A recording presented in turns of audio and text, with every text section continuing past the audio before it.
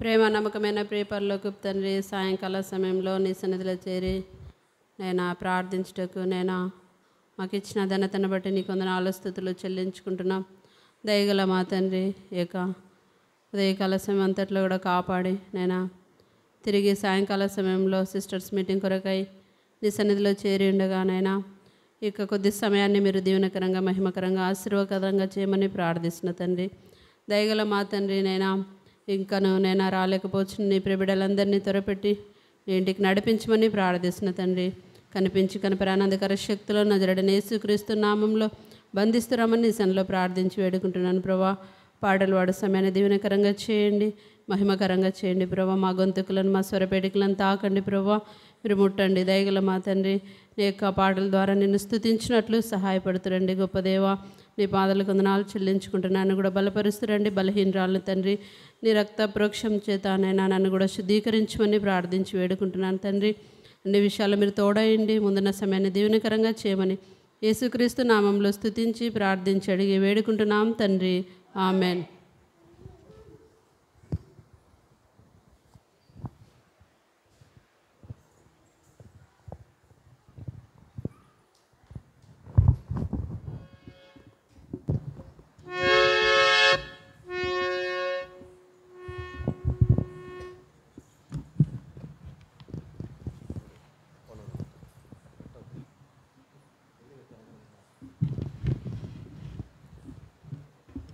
సియోను గీతాలు పాటల పుస్తకంలో కృతజ్ఞతను తాళా వంచి అని పాట పాడుకుందాం. 247.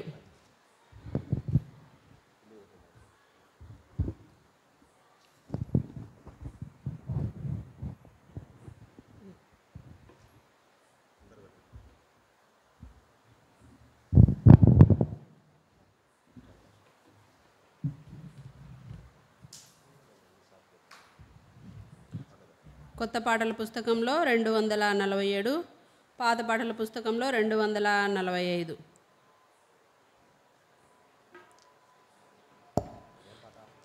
కృతజ్ఞతను తాళా వంచి. కృతజ్ఞతను తాళా వంచి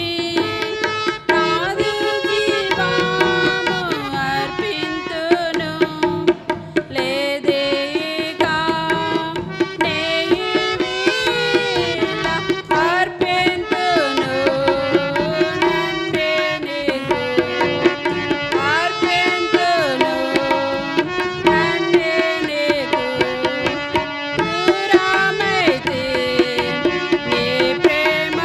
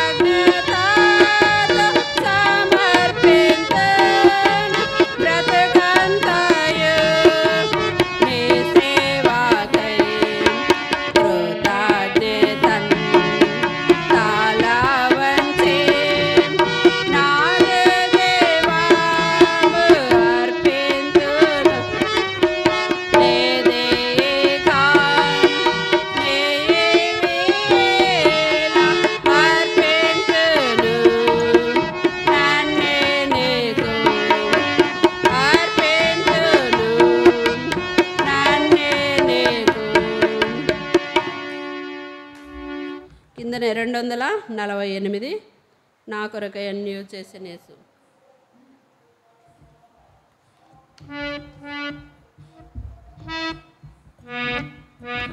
పాత బుక్లో 246 కిందనే ఉంది. నా కొరకై అన్నీ చేసెను యేసు, నాకింక భయము లేదు లోకములో. నా కొరకై అన్నీ చేసెను యేసు, నాకింక భయము లేదు లోకములో. నా కొరకై అన్నీ చేసినందులకు, నా కొరకై అన్నీ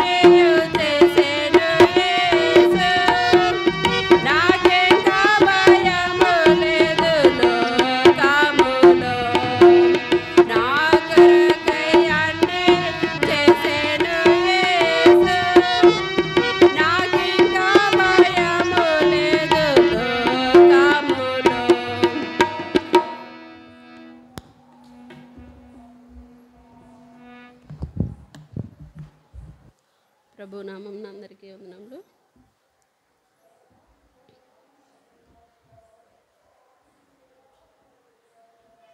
మొదటి రాజుల గ్రంథము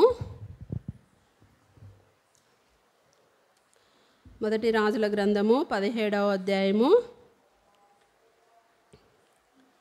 మనము 8వ వచనం నుండి 16వ వచనం వరకు మార్చి వచనం చదువుకుందాం. మొదటి రాజుల గ్రంథము అధ్యాయము 8వ వచనం నుండి 16 వచనాల వరకు మార్చి వచనం చదువుకుందాం. 298 పేజీ నంబరు. మొదటి రాజుల గ్రంథము 17వ అధ్యాయము. అంతటా యెహోవాకు అతనికి ప్రత్యక్షమై ఇలాగు సెలవిచ్చెను, నీవు సీదోను పట్టణ సంబంధమైన సారేపతను ఊరికి పోయి అచట ఉండుము. దొరాలకి నేను సెలవిచ్చి తిని. అందుకు అతడు లేచి సారేపతనకు పోయి పట్టణపు గవిని యొద్దకు రాగా, ఒక విధవరాలు అచట కట్టెలు ఏరుచుండుట చూచి ఆమెను పిలిచి త్రాగుటకై పాత్రతో కొంచెము నీళ్లు నాకు తీసుకుని రమ్మని వేడుకొనెను. నీళ్లు తేబోచుండగా అతడు ఆమెను మరలా పిలిచి ఒక రొట్టె ముక్కను నీ చేతితో తీసుకొని రమ్మని చెప్పెను. అందుకు ఆమె, నీ దేవుడైన యెహోవా జీవంతోడు తొట్టిలో పట్టెడు పిండియు బుడ్డిలో కొంచెం నూనెయు నా యొద్ద ఉన్నవే గాని అప్పం ఒకటైనను లేదు. మేము చావక ముందు నేను ఇంటికి పోయి వాటిని నాకును నా బిడ్డకును సిద్ధం చేసుకునవలనని కొన్ని పుల్లలు ఏరుటకై వచ్చి తిననెను.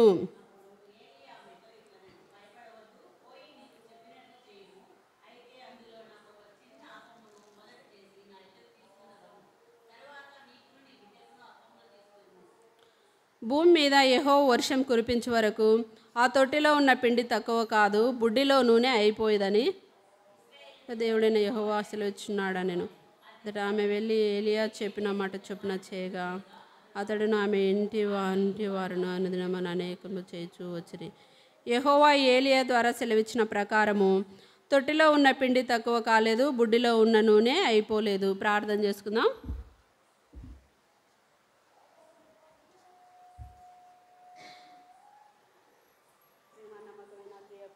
తండ్రి, ఇక సాయంకాల సమయంలో ప్రభా సిస్టర్స్ మీటింగ్ కొరకై చేరి వచ్చిన నీ ప్రియ బిడ్డలందరినీ బట్టి వందనాలు చెల్లించుకుంటున్నాను ప్రభా. ఇంకా నువ్వు ప్రభా ఇంటి దగ్గర ఎవరైతే రావడానికి అనుకూలత ఉండి కూడా రాలేకపోతున్నారో ఆ బిడ్డలందరితో మీరు మాట్లాడి నేను ఇంటికి నడిపించి నీ యొక్క వాక్యపు వెలుగులో అవును ప్రభా మేము నడుచుకున్నట్లు మీరు సహాయపడుతురండి. నీ వాక్యం ద్వారా నాతో మాట్లాడుతురండి. నిలబడి దాసుడు నన్ను కూడా బలపరచండి ప్రభా. ఎన్నో బలహీనతలు గల దాన్ని తండ్రి, నీ రక్తం చేత నన్ను కూడా శుద్ధీకరించి నీ యొక్క రెండంతల ఆత్మతో నన్ను నింపుతురండి ప్రభా. నా యొక్క మాటలు కాదు తండ్రి, నా యొక్క తలంపులు కాదు ప్రభా, మీ యొక్క పరలోకం నుండి నేను మన్నాను మాకు కురిపించమని ప్రార్థిస్తున్న తండ్రి. దయగల మా తండ్రి, నా నోటికి మీరు బూరగా ఉండమని ప్రార్థిస్తున్న దయగల మా తండ్రి, మీరు కరికరించి కృప చూపించమని ముందున్న సమయాన్ని దీవెనకరంగా చేయమని యేసుక్రీస్తు నామంలో స్తుతించి ప్రార్థించి అడిగి వేడుకుంటున్నాం తండ్రి. ఆమేన్.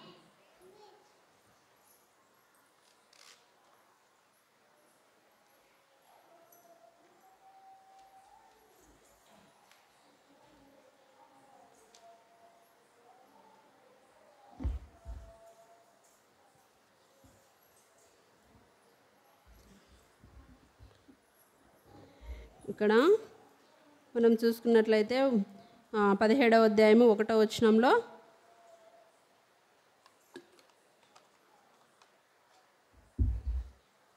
అంతటా గిలాదు కాపురస్తుల సంబంధియును తిస్బీడైన ఏలియా అహాబు నొద్దకు వచ్చి, ఎవని సన్నిధిని నేను నిలబడి ఉన్నానో ఇశ్రాయేలు దేవుడైన ఆ యెహోవా జీవంతోడు నా మాట ప్రకారం గాక ఈ సంవత్సరంలో మంచైనను వర్షమైనను పడదని ప్రకటించెను. చూడండి, ఏలియా వచ్చి అహాబు రాజు దగ్గరికి వచ్చి ఈ సంవత్సరంలో వర్షమైనను మంచైనను పడదని చెప్తూ వచ్చినాడు. పిమ్మట యెహోవాకు అతనికి ప్రత్యక్షమై, నీవు అచ్చటి నుండి తూర్పు వైపునకు పోయి యోర్దాను ఎదురుగానున్న కెరీతు వాగు దగ్గర దాగి ఉండుము. కెరీత్ అనే వాగు దగ్గర ఉండుము. ఆ యొక్క వాగు ప్రవహిస్తూ ఉంది కాబట్టి అక్కడ వెళ్ళి నువ్వు అక్కడ ఉండు, నేను కాకోలం చేత నీకు ఆహారం పంపిస్తానని దేవుడు ఆజ్ఞాపిస్తాడు. అప్పుడు ఏలియా వెళ్ళి ఆ కెరీతు వాగు దగ్గర అక్కడ ఉంటాడు. అక్కడ ఉన్న తర్వాత ఆ వాగు నీళ్ళు అయిపోయేంత వరకు కూడా అక్కడ ఏలియా ఉంటాడు. ఆ వాగు నీళ్ళు అయిపోయేంత వరకు, ఆ వాగు ఎండిపోయేంత వరకు కూడా అక్కడే ఉన్నప్పుడు ప్రతిదినము దేవుడు కాకోలం ద్వారా ఆహారంను, ఇక్కడ 6వ వచనంలో మనం చూసుకున్నట్లయితే అక్కడ కాకోలంలో ఉదయమందు రొట్టెను మాంసంను, అస్తమయమందు రొట్టెను మాంసంను అతని ఎద్దకు తీసుకొని వచ్చుచుండెను. అతడు వాగునీరు త్రాగుచూ వచ్చెను. కొంతకాలమైన తర్వాత దేశంలో వర్షం లేక ఆ నీరు ఎండిపోయాను. ఆ వాగు దగ్గర కొంతకాలం ఉంటూ వచ్చినాడు. ఆ వాగు నీళ్ళు తాగుకుంటూ ఉదయం సాయంత్రము కాకోలం ద్వారా రొట్టె మాంసము దేవుడు ఏలియాను పోషించుతూ వచ్చినాడు. కాకోలంకు ఆజ్ఞాపించి, కాకులు అంటే ఏదైనా కనపడితే, రొట్టె కనపడినా మాంసపు ముక్క కనపడినా వదిలిపెడతాయా? వదిలిపెట్టవు. కానీ దేవుడు ఆజ్ఞాపించినప్పుడు ఆ యొక్క జీవులు కూడా, ఆ యొక్క పక్షులు కూడా వాటి నోరును కట్టేసుకొని దేవుని సేవకుడైన ఏలియాను పోషించుటకు అవి ఎంతగానో తన యొక్క నోరును కట్టేసుకుని అవి తినకుండా కాకోలంకు ఆజ్ఞాపిస్తానని దేవుడు చెప్పినాడు. కాబట్టి ఆ కాకోలం ప్రతిదినము ఉదయము సాయంత్రం మాంసం రొట్టె తీసుకొచ్చి ఏలియాకు అక్కడ ఇచ్చిన తర్వాత ఆ నీరు ఎండిపోయేంత వరకు కూడా, ఇంకిపోయేంత వరకు కూడా అక్కడ ఉంటూ వచ్చినాడు. మళ్ళీ తర్వాత ఆ నీళ్ళు అయిపోయినాయి. ఇంకా ఎక్కడ పోవాలా ఏలియా? వర్షం లేదు దేశంలో, పంటలు పండలే, ఏం లేని పరిస్థితిలో మరి దేవుడు మాట్లాడతాడు. ఇక్కడ చూసుకున్నట్లయితే మనము 8వ వచనంలో, అంతటా యెహోవాకు అతనికి ప్రత్యక్షమై ఇలాగు సెలవిచ్చెను, నీవు సీదోను పట్టణ సంబంధమైన సారేపతను ఊరికి పోయి అచ్చట ఉండుము. నిన్ను పోషించుటకు అచ్చటనున్న ఒక విధవరాలికి నేను సెలవిచ్చి తిని. చూడండి, సారేపతను సీదోను పట్టణ సంబంధమైన సారేపతను ఊరు, అది చిన్న గ్రామము. ఆ యొక్క పట్టణంలో ఒక విధవరాలు ఉంది. దేశం అంతటా కూడా కరువు వచ్చింది. ఎక్కడ కూడా ఆహారం లేదు, నీళ్లు లేవు, ఏం లేని పరిస్థితి. అప్పుడు సీదోను పట్టణానికి వెళ్ళు, అక్కడ సారేపతని ఒక గ్రామం ఉంది. ఆ గ్రామంలో ఒక విధవరాలు ఉంది. చూడండి, దేవుడు ఒక చిన్న గ్రామంలో ఒక విధవరాలి ద్వారా దేవుడు ఏలియాను పోషించుటకు అక్కడ దేవుడు ఆజ్ఞాపిస్తాడనమాట.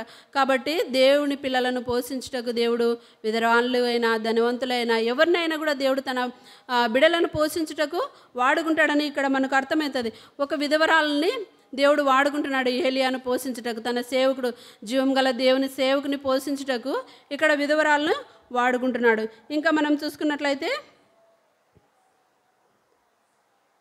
ఇంకా 10వ వచనంలో, అందుకు అతడు లేచి సారేపతునకు పోయి పట్టణపు గవిని యొద్దకు రాగా ఒక విధవరాలు అచ్చట కట్టెలు ఏరుచుండుట చూచి ఆమెను పిలిచి తాగుటకై పాత్రలో కొంచెము నీళ్లు తీసుకొని రమ్మని వేడుకొనెను. చూడండి, ఇక్కడ ఆమె నీళ్లు తేబోచుండగా అతడు ఆమెను మరలా పిలిచి, నాకు ఒక రొట్టె ముక్కను నీ చేతితో తీసుకొని రమ్మని చెప్పాను. ఆమెను పిలిచినాడు. ఆ యొక్క పట్టణానికి సారేపతు ఊరికి పోయినాడు. ఒక విధవరాలు కనపడింది. ఆ విధవరాలు కట్టెలు ఏరుకోనికి వచ్చింది. కట్టెలు ఏరుకొని వంట చేసుకొని కొంచెం పిండి చేసుకొని తినాలి, తిని చనిపోవాలని నిర్ణయించుకొని, ఇంకా ఈ ఆహారంతో ఎన్ని రోజులు బతుకుతామో అన్ని రోజులు ఉంటే తర్వాత మేము ఎట్లయినా చనిపోతాము, దేశంలో ప్రాంతంలో ఈ పట్టణంలో ఎక్కడ కూడా ఆహారం లేదని ఒక నిరాశతో ఒక దిగులుతో ఉండేదన్నా తిని చేసుకొని చనిపోదాంలే, ఎన్ని రోజులైనా బతుకుంది దాని శక్తితోని ఆమె ఏం చేసింది, కట్టెలు ఏరుకోనికి వచ్చింది. వచ్చినప్పుడు అక్కడ ఏలియా ఆమెను చూసినాడు. కట్టెలు ఏరుచుండుట చూచి ఆమెను పిలిచి త్రాగుటకై పాత్రలో కొంచెం నీళ్లు నాకు తీసుకొని రమ్మని వేడుకొనేను.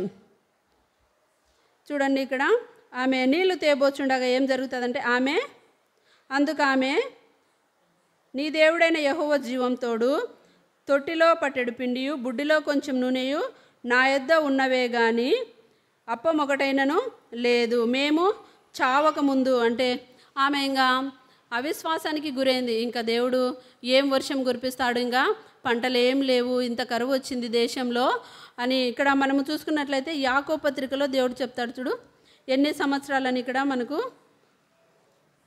యాకోబు పత్రిక 5వ అధ్యాయము యాకోబు పత్రిక 5వ అధ్యాయం 17వ వచనంలో, ఏలియా మన వంటి స్వభావం గల మనుషుడే, వర్షింపకుండునట్లు అతడు ఆసక్తితో ప్రార్థన చేయగా 3.5 సంవత్సరాల వరకు భూమి మీద వర్షింపలేదు.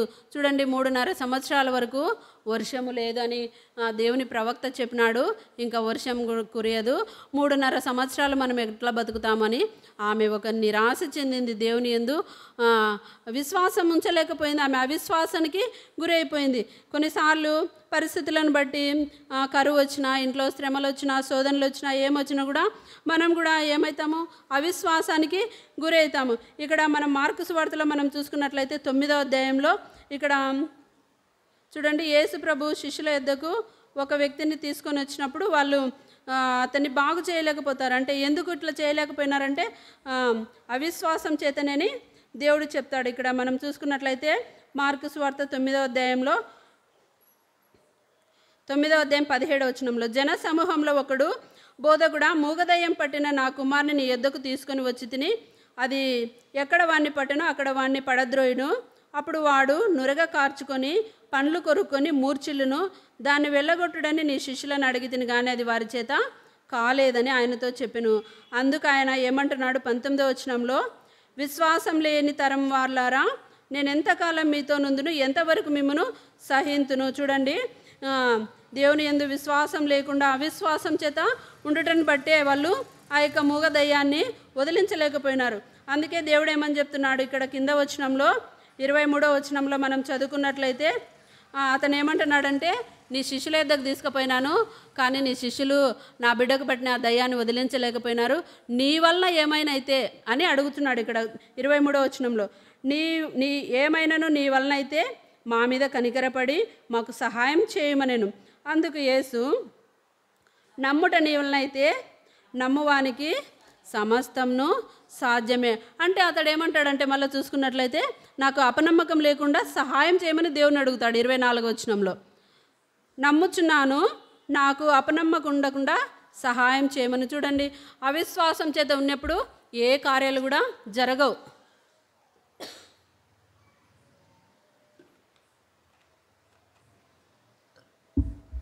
ఇక్కడ ఈ స్త్రీ మనం చూసుకున్నట్లయితే 17వ అధ్యాయంలో ఆమె దేవుని యందు విశ్వాసం ఉంచినప్పుడు దేవుడు మాకు వర్షం కురిపిస్తాడు, పంటలు పండుతాయని అనుకోలే. ఏమనుకుంది?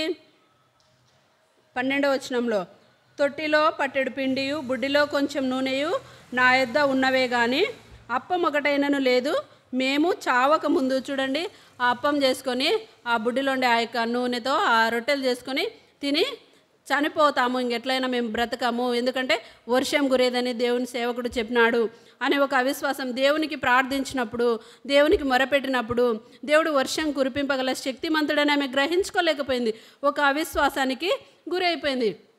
మన జీవితంలో మనం కూడా ఎన్నోసార్లు అవిశ్వాసానికి గురైపోతుంటాం. ఇక్కడ యేసుప్రభు శిష్యుల యొద్దకు కూడా ఆ యొక్క బిడ్డను మూగదయ్యం పట్టిన వ్యక్తిని తీసుకొని వచ్చినప్పుడు వాళ్ళు ఆ యొక్క దయ్యంను వదిలించలేకపోయినారు, ఎందుకంటే విశ్వాసం లేకపోయినారు. అందుకే ఎంతకాలం మిమ్మల్ని సహింతును, విశ్వాసం లేని వారులారా అని దేవుడు చెప్తున్నాడు. కాబట్టి అవిశ్వాసం చేత ఉండకుండా ఎలాంటి శ్రమ వచ్చినప్పుడు, అది కరువైనా, బాధ అయినా, హింస అయినా, ఏదైనా కూడా మనకు వచ్చినప్పుడు అవిశ్వాసం చేత ఉంటే ఏ కార్యం కూడా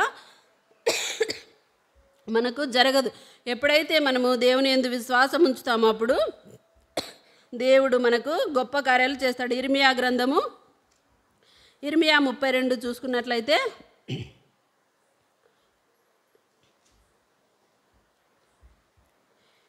ఇర్మియా 32:27, నేను యెహోవాను సర్వశరీరులకు దేవుడను, నాకు అసాధ్యమైనది ఏదైనా ఉండునా. చూడండి, దేవుడు ఏం చెప్తున్నాడు? నేను యెహోవాను, సర్వశరీరులకు దేవుడను. సర్వశరీరులు అంటే సమస్త శరీరులకు దేవుడను నేను. అసాధ్యమైనది, నాకు అసాధ్యమైనది ఏదైనా ఉంది అంటున్నాడు. నిజంగా దేవునికి అసాధ్యమైనది ఏది కూడా లేదు. నమ్మినప్పుడు, ఆయన యందు విశ్వాసం ఉంచినప్పుడు, అవి ఎంత పెద్ద శ్రమలైనను, ఎంత పెద్ద బాధ అయినను, ఎంత పెద్ద పోరాటమైనను కూడా మనము నమ్మినప్పుడు, దేవుని నమ్మి ఆయనను ప్రార్థించినప్పుడు, విశ్వాసంతో మనం ప్రార్థించినప్పుడు, అవి ఎంత పెద్దవైన సమస్య అయినా కూడా దేవుడు, ఎంత కఠినమైన వాటినైనా కూడా మార్చగల శక్తిమంతుడు, అసాధ్యమైన వాటిని సాధ్యపరిచే గొప్ప దేవుడు. ఎలాంటి శ్రమ అంటే చాలా భయంకరమైన శ్రమ అయినప్పటికీ కూడా ఆమె ఎలాంటి శ్రమ, ఇంకా అంటే ఈ లోకము విడిచి వెళ్ళిపోవాల్సిన పరిస్థితి. ఎందుకంటే ఆహారం లేదు, పంటలు లేవు, ఏం లేవు, కాబట్టి చనిపోవాలా, ఇంకా మేము చనిపోతాము, ఇంకా బ్రతకము, దేశంలో వర్షాలు లేవు అని అంత నిరుత్సాహమైన శ్రమలో ఆమె ఉంది. కాబట్టి మనకు కూడా శ్రమలు వచ్చినప్పుడు ఏం చేయాలి? మనము శ్రమలు వచ్చినప్పుడు అంటే శ్రమ వచ్చినప్పుడు మనం కూడా ప్రార్థన చేయాలి. ఎప్పుడైతే మనం ప్రార్థన చేస్తామో ఆ శ్రమలలో అన్నిట్ల నుండి దేవుడు మనల్ని తప్పించే దేవుడుగా ఉంటాడు. మనం చూసుకున్నట్లయితే 2 తిమోతి 1:7లో 2 తిమోతి 1:7లో దేవుడు మనకు శక్తియు ప్రేమయు ఇంద్రియ నిగ్రహం గల ఆత్మనే ఇచ్చెను కానీ పిరికితనం గల ఆత్మనియలేదు. ఎందుకంటే ఇది మనం ఎందుకు చెప్పుకుంటున్నామంటే ఆమె ఒక పిరికితనంతో ఇంకా మేము చనిపోతాము, శ్రమ వచ్చినప్పుడు, బాధ వచ్చినప్పుడు చాలామంది ఏం చేశారు, ఆ బాధలు, ఆ శ్రమలు తట్టుకోలేక అప్పులు ఎక్కువయ్యి, కుటుంబంలో సమస్యలు ఎక్కువయ్యి, భార్య భర్తల మధ్య సమస్యలు ఎక్కువయ్యి, కుటుంబంలో పిల్లల ద్వారా సమస్యలు, నెమ్మది లేని పరిస్థితులలో ఏం చేస్తారంటే ఇంకా నేను ఎందుకు బ్రతకడమని మనం చూసుకుంటున్నాం. ఎంతోమంది అసలు మందు తాగి చనిపోవడం, ఉరేసుకొని చనిపోవడం, ఏదన్నా చెరువులలో దుంకడము, ఇట్లా చాలా జరుగుతున్నాయి. అంటే దేవుడు మనకు ఎలాంటి ఆత్మని ఇచ్చినాడు? పిరికితనం గల ఆత్మను ఇయ్యలేదు. ఈమె కూడా, ఈ సారెపతు విధవరాలు కూడా ఒక పిరికితనం గల ఆత్మగా ఉన్నది. ఎందుకంటే మేము ఇంకా చనిపోతాము అని అనుకుంటుంది. కాబట్టి ఇక్కడ దేవుడు మనకు ఎలాంటి ఆత్మని ఇచ్చినాడంటే దేవుడు మనకు శక్తియు ప్రేమయు ఇంద్రియ నిగ్రహమును గల ఆత్మనే ఇచ్చెను. చూడండి, స్వస్థ బుద్ధి గల ఆత్మ కింద 3 పుట్టినోట్లో. కాబట్టి దేవుడు మనకు పిరికితనం గల ఆత్మ ఇయ్యలేదు. అవి ఎంత పెద్ద శ్రమలైనప్పటికీ కూడా గలతీలో మనం చూసుకున్నట్లయితే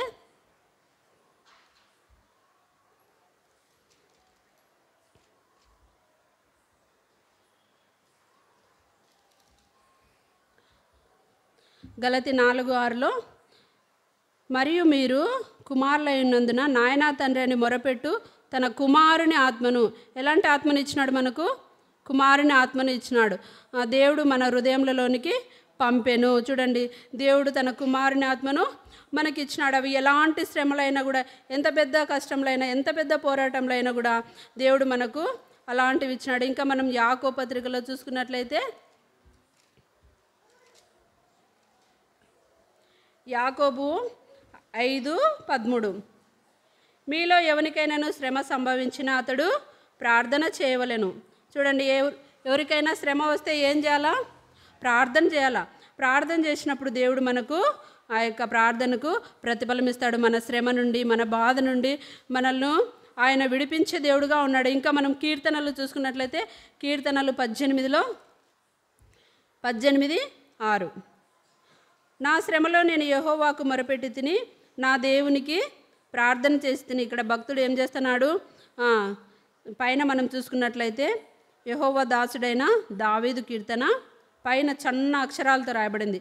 అతని శత్రువులందరి చేతిలో నుండి, సౌలు చేతిలో నుండి యెహోవా అతన్ని తప్పించిన దినంన దావీదు ఈ గీత వాక్యములను చెప్పి యెహోవాను స్తోత్రించాను. చూడండి, శత్రువుల చేతిలో నుండి దేవుడు విడిపించే దేవుడు, శ్రమలో నుండి మనల్ని విడిపించే దేవుడు. నా శ్రమలో నేను యెహోవాకు మొరపెట్టి తిని నా దేవునికి ప్రార్థన చేసి తిని ఆయన తన ఆలయంలో ఆలకించి నా ప్రార్థన అంగీకరించి నా మొర ఆయన సన్నిధిని చేరి ఆయన చెవులలో చోచెను. శ్రమ కలిగినప్పుడు మనము ఎక్కడా చేయాలంటే దేవునికి మొరపెట్టాల. మొరపెట్టినప్పుడు దేవుని సన్నిధికి వచ్చి, మనకు శ్రమ వచ్చిందా, దేవుని సన్నిధికి వచ్చి మనము ప్రార్థించినప్పుడు ఆయన తన ఆలయంలో ఆలకించి నా ప్రార్థన అంగీకరించును. చూడండి, దేవుని సన్నిధిలో మనము ప్రార్థించినప్పుడు మన ప్రార్థన దేవుడు ఆలకించే దేవుడుగా ఉంటాడు. ఆలకించి తన ఆలయంలో ఆలకించి మన ప్రార్థనకు జవాబిచ్చే దేవుడుగా ఉంటాడు.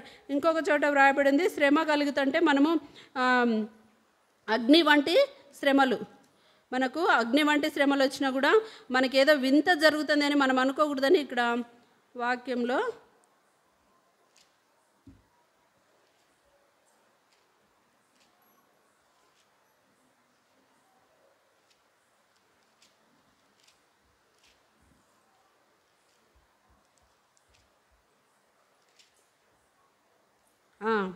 ఒకటో పేతురు 4వ అధ్యాయంలో 12వ వచనంలో ప్రియులారా మిమ్మల్ని శోధించుటకు మీకు కలుగుచున్న అగ్ని వంటి మహాశ్రమలను గూర్చి మీకేదో ఒక వింత సంభవించినట్లు ఆశ్చర్యపడకుడి. చూడండి, అగ్ని వంటి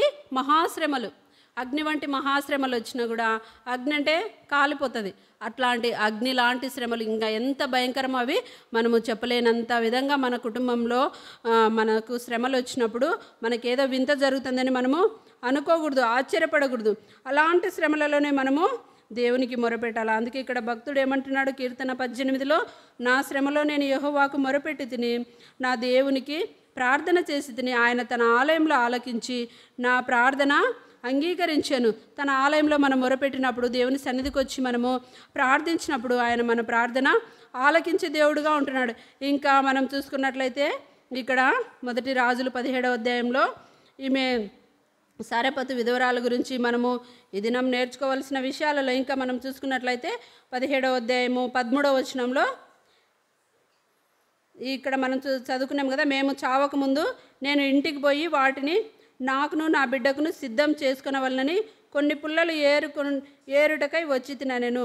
అప్పుడు ఏలియా ఆమెతో ఇట్లా నేను ఏమని చెప్తున్నాడు ఏలియా, భయపడవద్దు. చూడండి ఎంత మంచి మాటనో. ఆమె ఇంకా ఈ కొంచెం పిండి ఉంది, దీన్ని చేసుకొని మేము ఆ కొంచెం పిండితో ఆ అప్పంతో మేము ఎంతకాలము ఆ శక్తితో ఎన్ని రోజులు ఆహారం లేకుంటే ఎన్ని రోజులు బతకగలము, నీళ్లు తాగి అన్ని రోజులు నేను ఉంటాను, తర్వాత చనిపోతానని ఒక నిరాశమైన స్థితిలో, ఒక అవిశ్వాసమైన స్థితిలో ఉంటున్న ఆమెకు ఎంత మంచి మాట ఏలియా చెప్తున్నాడు, భయపడవద్దు.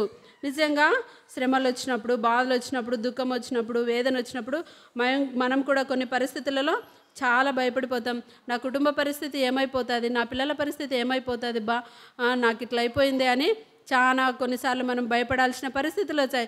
అలాంటి స్థితిలో దేవుడు ఏం చెప్తున్నాడంటే భయపడవద్దు. కీర్తన 34 మనం చూసుకున్నట్లయితే, కీర్తన 34:4,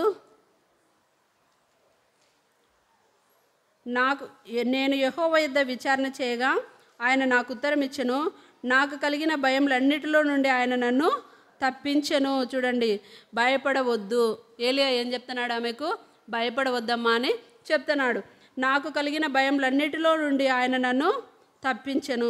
మనకు కలిగే భయాలన్నిటిలో నుండి ఆయన తప్పిస్తాడు. ఎప్పుడంటే మనం ఆయన సన్నిధిలో, ఆయన ఆలయంలో ప్రార్థించినప్పుడు ఆ భయాలన్నిటిలో నుండి మనల్ని తప్పించే దేవుడుగా ఉంటున్నాడు. ఇంకా మనం చూసుకున్నట్లయితే యోహాను సువార్త 4:9 కూడా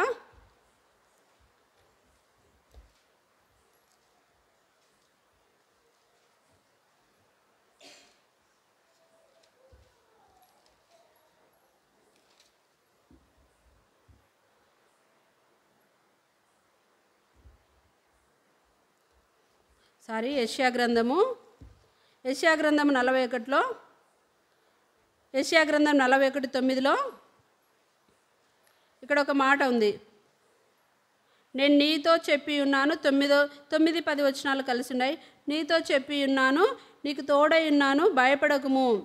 చూడండి, దేవుడు ఏం చెప్తున్నాడు, భయపడకుము, నేను నీకు తోడై ఉన్నానని చెప్తున్నాడు. ఇంకా 43వ అధ్యాయం అదే యెషయా గ్రంథము 43:1లో ఏమని చెప్తున్నాడు, 1వ వచనంలో, నేను నిన్ను విమోచించి ఉన్నాను, భయపడకుము, పేరు పెట్టి నిన్ను పిలిచి ఉన్నాను, నీవు నా సొత్తు. చూడు, దేవుడు ఎంత గొప్ప వాగ్దానం ఇస్తున్నాడు మనకు. భయపడే పరిస్థితులలో, కృంగిపోయిన పరిస్థితుల్లో ఆయన మనల్ని ధైర్యపరిచే దేవుడుగా, భయపడవద్దని చెప్తున్నాడు దేవుడు తన యొక్క వాగ్దానం ద్వారా.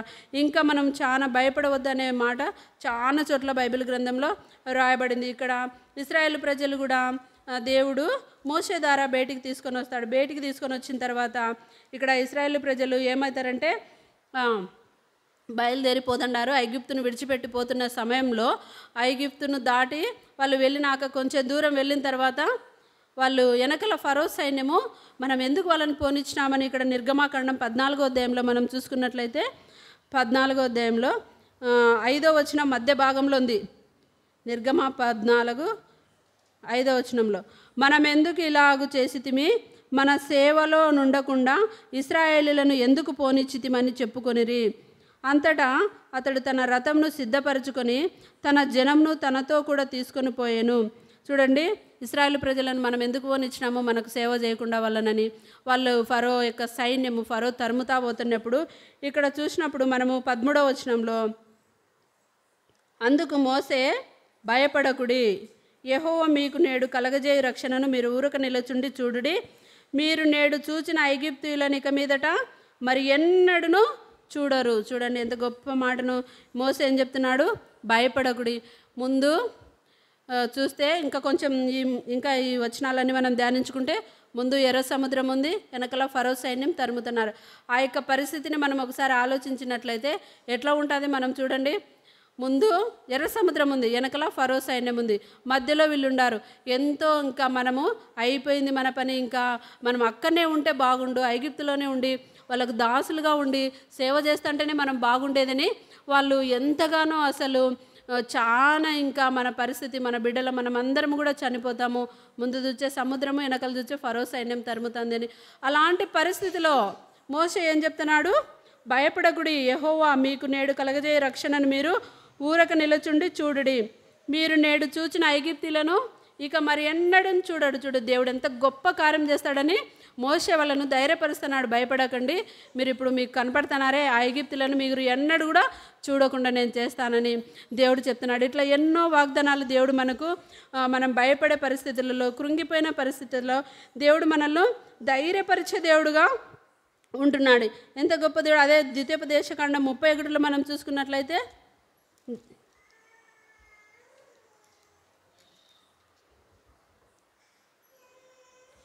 ద్వితీయోపదేశకాండం 31:6 భయపడకుడి, వారిని చూచి దిగులు పడకుడి, నీతో కూడా వచ్చువాడు నీ దేవుడైన యెహోవాయే, ఆయన నిన్ను విడువడు, నిన్నెన్నడూ ఎడబాయడు. చూడండి దేవుడు, భయపడకుడి, వారిని చూసి దిగులు పడకుడి, నీతో కూడా వచ్చేవాడు నీ దేవుడైన యెహోవాయే. ఇట్లా ఈ విధంగా మనం భయపడకుడి అనే ఆ మాట చూసుకున్నట్లయితే బైబిల్ గ్రంథంలో చాలా చోట్ల వ్రాయబడింది. దేవుడు మనం అన్ని పరిస్థితులలో ఆయనకు ప్రార్థన చేసినప్పుడు మన భయాలన్నిటిలో నుండి ఆయన విడిపించే దేవుడుగా ఉన్నాడు, గొప్ప దేవుడుగా ఉన్నాడు. భయపడకుడి, వారిని చూసి దిగులు పడకుడి. మనకు కలిగే ఆ యొక్క గొప్ప శ్రమను చూసి మనము భయపడిపోగుదు, దిగులు పడగుదు. కాబట్టి నీతో కూడా వచ్చేవాడు నీ దేవుడైన యెహోవాయే, ఆయన నిన్ను విడువడు, నేను ఎన్నడూ కూడా ఎడబాసే దేవుడు కాదు. ఆ శ్రమ నుండి, ఆ బాధ నుండి, ఆ కష్టం నుండి మనం ఆయనకు మొరపెట్టుకున్నప్పుడు ఆయన మన బాధలన్నింటిలో నుండి విడిపిస్తాడు. మనల్ని భయపడకుని మనల్ని ధైర్యపరిచే దేవుడు, ఎన్నడూ కూడా ఎడబాయని దేవుడు, ఎన్నడూ కూడా విడువని దేవుడు. ఇంకా మనం చూసుకున్నట్లయితే ఇక్కడ ఇంకా మనము మొదటి రాజుల గ్రంథం 17వ అధ్యాయంలో ఏలియా ఏం చెప్తాడు ఆమెతో, కొంచెమే పిండిందయ్యా, నేను నా బిడ్డ చేసుకొని చనిపోకముందు వాటిని తినాలని అనుకున్నప్పుడు ఏలియా ఏం చెప్తున్నాడంటే, భయపడవద్దు, ఇంకా పోయి నీవు చెప్పినట్లు చేయుము, అయితే అందులో నాకు ఒక అప్పం మొదట చేసి నా యొద్దకు తీసుకొని రమ్ము. చూడండి, ఫస్ట్ భయపడవద్దు అంటున్నారు, తర్వాత పోయి చెప్పినట్లు చేయుము. చెప్పినట్లు చేసేది చాలా ప్రాముఖ్యము. దేవుడు చెప్పిన మాటను మనం వినడము, ఆయన చెప్పిన వాక్యంను మనము నెరవేర్చడము చాలా ప్రాముఖ్యం. ఆ యొక్క వాక్యానుసారంగా మనం నడుచుకోవడము మనకు చాలా విలువైనది, ఆశీర్వాదకరమైనది. చెప్పినట్లు చేయము. ఇక్కడ ఏలియా నీవు పోయి చెప్పినట్లు చేయము. యోహాను సువార్తలో మనం చూసుకున్నట్లయితే 2వ అధ్యాయంలో అక్కడ ఒక విందు జరుగుతుంది. ఆ విందులో ద్రాక్షారసం అయిపోతుంది కానా అనే ఊరిలో. అయిపోయినప్పుడు 3వ వచనంలో ద్రాక్షారసం అయిపోయినప్పుడు యేసు తల్లి వారికి ద్రాక్షారసం లేదని ఆయనతో చెప్పగా, చూడండి యేసు ప్రభు యొక్క తల్లి ద్రాక్షారసం అయిపోయిందని ఆయనతో చెప్పగా, చూడండి యేసు ప్రభు ఒక వివాహానికి ఆయన శిష్యులు పిలువబడినారు. కానా అనే ఊరిలో జరిగే వివాహానికి పిలువబడినప్పుడు ఆ యొక్క వివాహంలో ద్రాక్షారసము అయిపోయింది. ఆ విషయము యేసు ప్రభు యొక్క తల్లి చెప్తుంది. ద్రాక్షారసం లేదని ఆయనతో చెప్పగా యేసు ప్రభు వారితో చెప్తుంది. యేసు ఆమెతో, అమ్మ నాతో నీకేం పని, నా సమయం ఇంకనూ రాలేదనెను. ఆయన తల్లి పరిచారకులను చూచి ఆయన మీతో చెప్పునది చెయ్యుడనెను. ఆమె ఏం చెప్తుంది, పరిచారకులను చూసి ఆయన మీతో చెప్పేది చేయండి. ఇక్కడ ఏలియా కూడా ఏం చెప్తున్నాడు ఈమెకు, ఏం చెప్తున్నాడు ఏలియా కూడా, పోయి నీవు చెప్పినట్లు చేయుము. చూడండి, చెప్పినట్లు చేసేది చాలా ప్రాముఖ్యము. దేవుని వాక్యం ఉన్నది ఉన్నట్లు మనము బోధించాలి, ఉన్నది ఉన్నట్లు మనము పాటించాలి. అప్పుడే మనము ఆశీర్వాదకరంగా చేయబడతాం. లేని దాన్ని ఉన్నట్లు కల్పించుకోవడము, అట్లా కల్పించి చెప్పడం ద్వారా, చేయడం ద్వారా మన జీవితంలో ఎంతో నష్టపోతాం. మనకేం క్షేమం ఉండదు. చెప్పిన వారికి నష్టమే, తర్వాత పాటించే వారికి కూడా నష్టమే ఉంటుంది. కాబట్టి చెప్పినట్లు చేయాలి. ఆయన వాక్యం ఏం చెప్తుంది అనేది మనము గ్రహించుకొని ఆ వాక్యానుసారంగా మనము నడుచుకున్నప్పుడు మన జీవితము, మన కుటుంబము ఆశీర్వాదకరంగా ఉంటుంది. ఇక్కడ ఆ యొక్క పరిచారకులు ఆమె చెప్పినట్లు, యేసుప్రభు వారు చెప్పినట్లు చేయమని చెప్పినప్పుడు వాళ్ళు చేసినారు. ఏమని చేసినారు? యేసు ఆ బాణలు నీళ్ళతో నింపుడని వారితో చెప్పగా వారు వాటిని అంచుల మట్టుకు నింపిరి. యేసుక్రీస్తు ప్రభుల వారు ఏం చెప్పినారు? ఆ బాణలు నీళ్ళతో నింపుడని చెప్పినాడు. యేసుక్రీస్తు ప్రభు చెప్పినప్పుడు వాళ్ళు వాటిని అంచుల మటుకు నింపినప్పుడు ఏం జరుగుతుంది? అప్పుడు ఆయన వారితో, మీరిప్పుడు ముంచి విందు ప్రధాని యొద్దకు తీసుకొని పొండని చెప్పగా వారు తీసుకొని పోయిరి. ఆ ద్రాక్షారసం ఎక్కడి నుండి వచ్చినో ఆ నీళ్లు ముంచి తీసుకొని పోయిన పరిచారకులకే తెలిసినది, కానీ విందు ప్రధానికి తెలియకపోయాను. చూడండి, ఇక్కడ ద్రాక్షారసం అయిపోయినప్పుడు వాళ్ళు ఏం చెప్పినారు? యేసుక్రీస్తు ప్రభువారు చెప్పినట్లు చేయడం ద్వారా తిరిగి ఆ విందుకు వచ్చిన వాళ్ళు ఎవరు కూడా ద్రాక్షారసం తీసుకోకుండా వెనక్కి పోలేదు. కొన్ని వివాహాలకు వెళ్ళినప్పుడు కొన్ని చోట్ల ఆహారము, భోజనము ఏమవుతుంది? తక్కువైపోతుంది. అప్పుడు ఆ పెళ్ళింటి వారి మీద చాలా సమస్యలు, గొడవలు జరుగుతాయి. అట్లా ఆ విధంగా లేకుండా ఇక్కడ ఆశీర్వాదం వచ్చింది. దేవుడు ఇక్కడ చేసిన ఒక గొప్ప అద్భుతకార్యం. ఆ కార్యం ఎట్లా జరిగింది? ఆయన తల్లి, యేసుక్రీస్తు ప్రభుల వారి తల్లి, ఆయన మీతో చెప్పేది చేయండి అని చెప్పడం ద్వారా ఆ శిష్యులు కూడా, ఆ పరిచారకులు కూడా ఏం చేసినారు? ఆయన చెప్పినట్లు ఆ బాణల నిండా నీళ్లు నింపినారు. ఆ నింపడం ద్వారా ఆ ద్రాక్షారసంగా దేవుడు మార్చినాడు. ఇది మొదటి సూచక్రియ. యేసుక్రీస్తు ప్రభు వారు తన యొక్క జీవితాన్ని, సేవా జీవితాన్ని ఆరంభించినప్పుడు మొదటగా చేసినది ఇక్కడ 11వ వచనంలో ఉంది. యేసు ఈ మొదటి సూచక్రియను చేసి తన మహిమను బయలుపరిచెను. చూడండి, ఆ యొక్క సూచక్రియ ద్వారా అక్కడ యేసుక్రీస్తు ప్రభు వారు మహింపరచబడతా వచ్చినారు. దేవుని యొక్క ఆశీర్వాదము పొందుకుంటూ వచ్చినారు. చెప్పినది చేయడం మనకెంతో ప్రాముఖ్యత. ఇంకా కొన్ని విషయాలు మనం చూసుకున్నట్లయితే చెప్పినది చేయడం ద్వారా ఆశీర్వాదకరంగా చేయబడతా వచ్చినాం. అదే ద్వితీయోపదేశకాండము 15వ అధ్యాయంలో, ద్వితీయోపదేశకాండము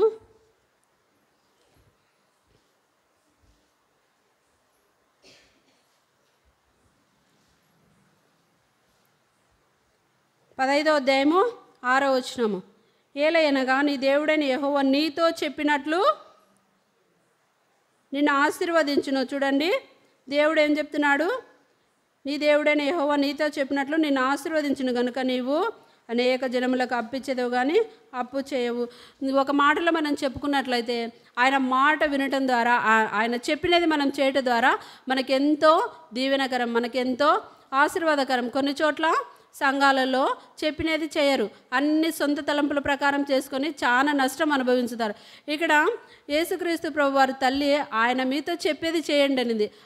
చెప్పడం ద్వారా ఆ యొక్క పరిచారకులు చేసినారు. చెప్పినది చేయడం ద్వారా ఆ యొక్క వివాహంలో కొరత లేకుండా జరిగింది, ఆశీర్వాదకరంగా మార్చబడింది. చెప్పినది చేయకుండా ఉండింటే అన్ని గొడవలు, సమస్యలు. కాబట్టి చెప్పినది చేయడం మనకు చాలా ప్రాముఖ్యం. అప్పుడు ఆశీర్వాదింపబడతాం, క్షేమం ఉంటుంది, సమస్యలు ఉండవు, ఏముండవు. అన్నీ కూడా దేవుడు సమస్తంను కూడా చక్కగా జరిగిస్తాడు. ఏ కార్యమైనా కూడా చెప్పినది చేయటం ద్వారా, అది ఏ విషయమైనా కావచ్చు, మందిర పని అయినా, మందిర విషయంలో అయినా కూడా, మన కుటుంబ విషయంలో అయినా కూడా దేవుడు మనతో చెప్పేది, ప్రభా నువ్వు నాతో మాట్లాడు, నువ్వు చెప్పేది నేను చేస్తాను, నా కుటుంబాన్ని నీ చిత్త ప్రకారము నువ్వు చెప్పినట్లు నేను నడిపించుకుంటాను ప్రభా అని మనం ప్రార్థించినప్పుడు మన కుటుంబ జీవితంలో అయినా, మన పిల్లల విషయంలో అయినా, ఏ విషయంలో అయినా, మన సంఘ విషయంలో అయినా ఆయన మనతో చెప్పేది చేయటం ద్వారా మనకు ఆశీర్వాదకరం, ఎంతో మేలుకరం. అందుకే ఇక్కడ ఏమంటున్నాడంటే దేవుడు, నీ దేవుడని యెహోవా నీతో చెప్పినట్లు నిన్ను ఆశీర్వదించును. దేవుడు మనతో చెప్పినట్లు మనల్ని ఆశీర్వదిస్తాడు. ఇంకా ఎన్నో విషయాలు ఆయన చెప్పినప్పుడు, ఆయన మాట విన్నప్పుడు మనకు ఎంతో ఆశీర్వాదము, మేలు కలుగుతుంది. ఇక్కడ నిర్గమ 19లో కూడా మనం చూసుకున్నట్లయితే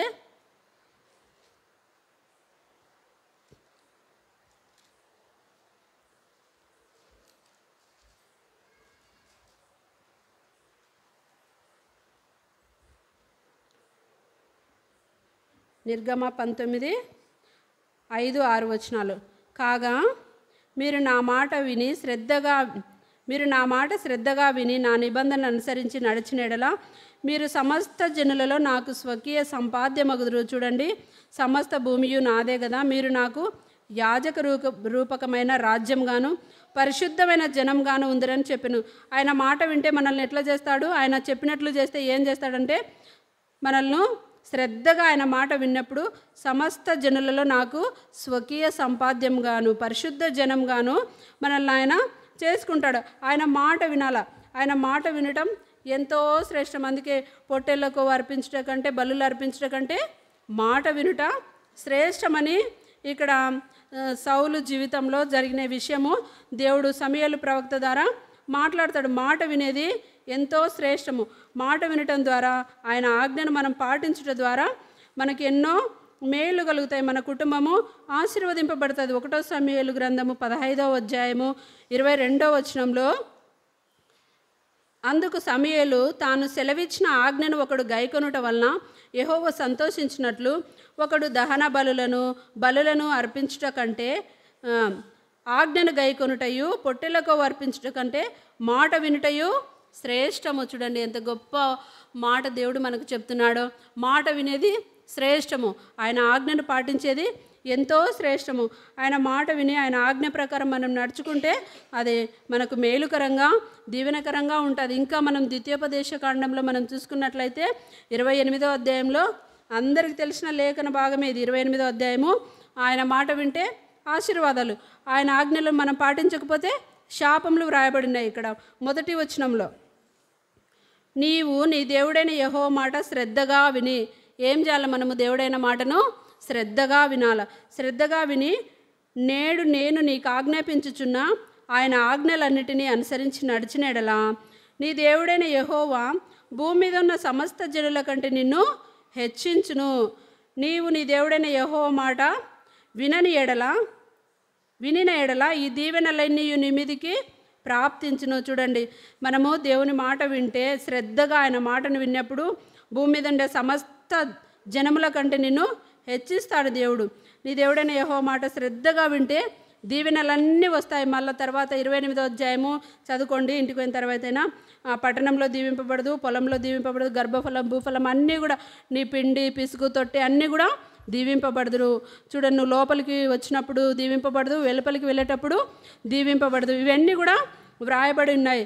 ఆయన తనకు ప్రతిష్ఠిత జనంగా నిన్ను స్థాపించును. చూడండి, ప్రతిష్ఠిత జనంగాను, తన స్వకీయ సంపాద్యంగాను, పరిశుద్ధ జనంగాను, తన రాజ్య నివాసులను గాను మనల్ని చేసుకుంటూ వచ్చాడు. ఎప్పుడు?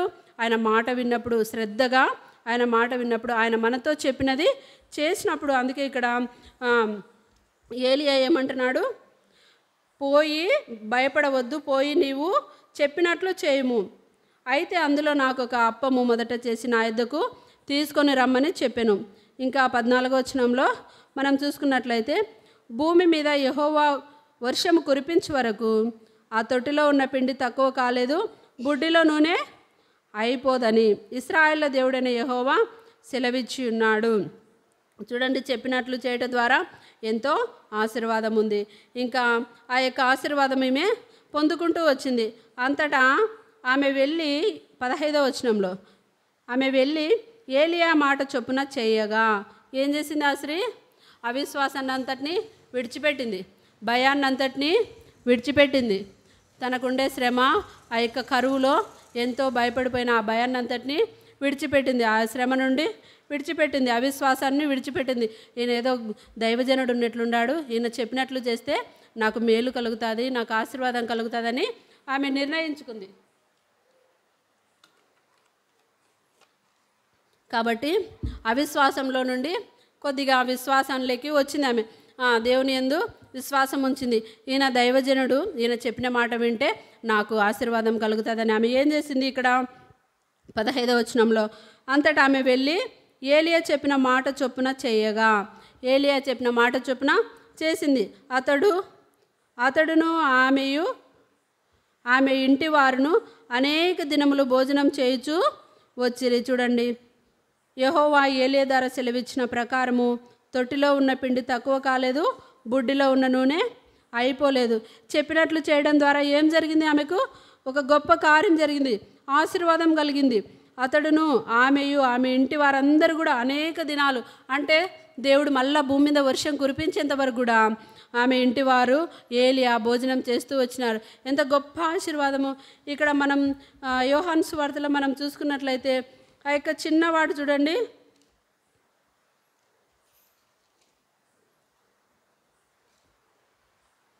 యోహాను సువార్త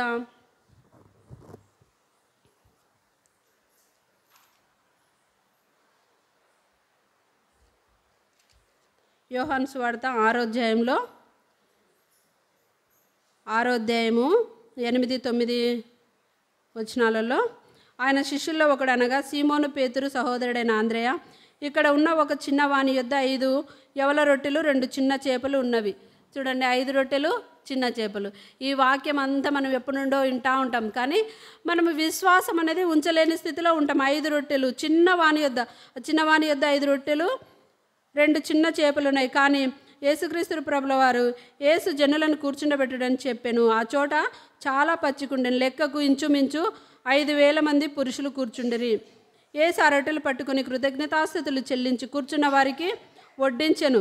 వారు తృప్తిగా తినిన తర్వాత ఏమీ నష్టపడకుండా మిగిలిన ముక్కలు పోగు చేయడం తన శిష్యులతో చెప్పాను. చూడండి, 5 రొట్టెలు 2 చేపలను దేవుడు ఆశీర్వదించి 5,000 మంది పురుషులు అక్కడ భోజనం చేస్తూ వచ్చినారు, ఇంకా మిగులుతూ వచ్చినాయి. అంటే ఇక్కడ ఆశీర్వాదం చూడు, ఎంత గొప్ప ఆశీర్వాదం. ఆ చిన్న పిల్లవాడు తను తీసుకుపోయిన ఆహారం ఇవ్వకుండా అట్లనే ఉండింటే అది ఎవరికి కూడా ఆకలి తీర్చేది కాదు. కాబట్టి ఇక్కడ ఆ చిన్న బిడ్డ సమర్పించుకొని 5 రొట్టెలు 2 చేపలు ఇచ్చుట ద్వారా ఆశీర్వదింపబడుతూ వచ్చినారు. అనేకులు 5,000 మంది పురుషులు భోజనం చేస్తూ వచ్చినారు. ఇంకా స్త్రీలు పిల్లలు ఎంతమంది ఉన్నారో ఇక్కడ రాయలేదు. ఇంచుమించు 5,000 మంది పురుషులు కూర్చుండరి. పురుషులను మాత్రమే లెక్క పెట్టినారు. అంతమందికి అక్కడ భోజనం సమృద్ధిగా వాళ్ళు తృప్తిగా తిన్నారు, ఇంకా మిగిలినాయి. చూడండి ఎంత గొప్ప ఆశీర్వాదము కలిగిందో. ఇక్కడ ఈమె కూడా సారెపతు ఇక విధవరాలు కూడా ఏలియా చెప్పినట్లు చేయడం ద్వారా ఆమెయు ఆమె ఇంటి వారును ఆ యొక్క కరువు అనేక దినాలు భోజనం చేయించు వచ్చినారు ఏలియా అందుకు. తర్వాత యెహోవా ఏలియా ద్వారా సెలవిచ్చిన ప్రకారము తొట్టిలో ఉన్న పిండి తక్కువ కాలేదు, బుడ్డిలో ఉన్న నూనె అయిపోలేదు. చూడు ఎంత గొప్ప కార్యమో. రోజు అప్పం చేస్తూ ఉంది, కానీ ఆ పిండి మాత్రం అయిపోలేదు.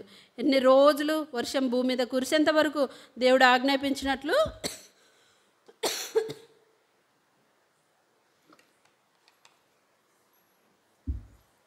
వర్షం పడేంత వరకు కూడా ఆ బుడ్డిలో ఉన్న నూనె అయిపోలేదు, ఆ తొట్టిలో ఉండే పిండి తక్కువ కాలేదు.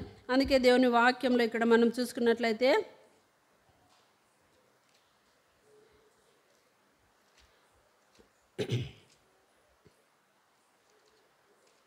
2 కొరింథీ పత్రిక 9వ అధ్యాయము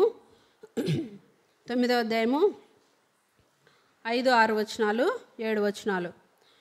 కావున లోగడ ఇచ్చేదమని మీరు చెప్పిన ధర్మం పిస్తనంగా ఇయ్యక ధారాళంగా ఇవ్వాలని చెప్పి సహోదరులు మీ యొద్దకు ముందుగా వచ్చిందాన్ని చూడండి. ఇంకా 6వ వచనంలో కొంచెంగా విత్తువాడు కొంచెంగా పంట కోయును, సమృద్ధిగా విత్తువాడు సమృద్ధిగానే పంట కోయును. చూడండి, కొంచెమే విత్తితే కొంచెమే పంట వస్తుంది, ఎక్కువ విత్తితే ఎక్కువ పంట కోస్తారు. దేవునికి మనము ఎంత సమర్పించుకొని మన యొక్క పరిస్థితులను బట్టి మనకి ఇంట్లో దేవుడు మనకి ఇచ్చిన దాన్ని బట్టి ఇక్కడ ఆమె ఏం కూడా దాచిపెట్టుకోలే. ఏం చేసింది? ఆ ఉండే నూనెనే ఆ ఉండే పిండినే రొట్టెలు చేస్తూ వచ్చింది. దేవుడు ఆశీర్వదిస్తూ వచ్చినాడు. అందుకే ఇక్కడ ఇంకా మనం చూసుకున్నట్లయితే 7వ వచనంలో సనుగు కొనకయు బలవంతంగా కాకయు ప్రతి వాడును తన హృదయంలో నిశ్చయించుకున్న ప్రకారము ఇయ్యవలెను. దేవుడు ఉత్సాహంగా ఇచ్చువాన్ని ప్రేమించును. నిజంగా మనము కొంచెంలోనే దేవుని సన్నిధికి తీసుకుపోతే ఇంకా ఉండేది మనము దేవుని మందిరానికి ఇస్తే మనకి ఖర్చుకు తక్కువైపోతుందని మనం ఎన్నోసార్లు అట్లా అనుకుంటాం. సనుగు కొనకయు, అందుకే దేవుడు మనకు దేవుని వాక్యంలో రాయిస్తూ వచ్చినాడు. సనుగు కొనకయు బలవంతంగా కాకయు ప్రతి వాడును తన హృదయంలో నిశ్చయించుకొనిన ప్రకారము ఇయ్యవలెను. చూడండి, ఏదైతే బలవంతంగా సనుక్కోకుండా గొనుక్కోకుండా ఎవరైతే ఇష్టపూర్వకంగా ఇచ్చేయించుకొని అంటే ఇష్టపూర్వకంగా హృదయపూర్వకంగా దేవుని సన్నిధికి తమ అర్పణలు తీసుకొని వచ్చారో దేవుడు ఉత్సాహంగా ఇచ్చేవారిని ప్రేమించును. ఇక్కడ ఆమె తనకున్న దాంట్లోనే చేసి పెడుతూ వచ్చింది కాబట్టి ఆశీర్వదింపబడుతూ వచ్చింది. మనం ఎన్నోసార్లు దీవెనలు ఆశీర్వాదములు పోగొట్టుకోకుండా ఆయన సన్నిధిలో మనము ప్రతి విషయంలో కూడా ఆయన మాట విని ఆయన ఆజ్ఞకు మనం లోబడి జీవించినప్పుడు మన జీవితాలు మన కుటుంబం కూడా ఆశీర్వదింపబడతాది. దేవుడు ఈ వాక్యంను దీవించును గాక. ప్రార్థన చేసుకుందాం.